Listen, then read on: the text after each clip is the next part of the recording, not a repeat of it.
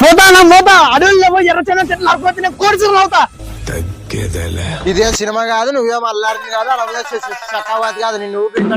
నువ్వు చెట్టు మీద చెయ్యి వేసే కానీ నీ పినేస్తారు మామ, బుక్క కాదు.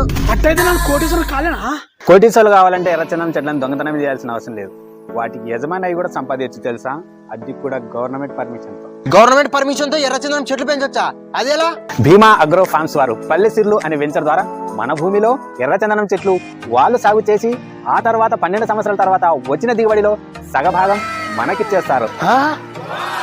అది కూడా 26 చెట్లతో కూడిన గుంటన్నర స్థలం కేవలం 2,60,000 రూపాయలు మాత్రమే. 12 సంవత్సరాల కంపెనీ మెయింటెనెన్స్ అండ్ సెక్యూరిటీ మరియు 24 గంటల సీసీటీవీ కెమెరా పర్యవేక్షణ ఉంటుంది. తక్కువ 40 లక్షల వరకు ఆదాయం వస్తుంది. నడిగడ్డ ఐజ ప్రాంతంలో మన పొలాల మధ్య, అది కూడా మన ప్రాంతం వారి నిర్వహణ. ఘోరంత పెట్టుబడి కొండంత రాబడి కొరకు సంప్రదించండి భీమా అగ్రో ఫార్మ్స్ వారి పల్లెసిర్లు ఫార్మ్ ల్యాండ్ 2.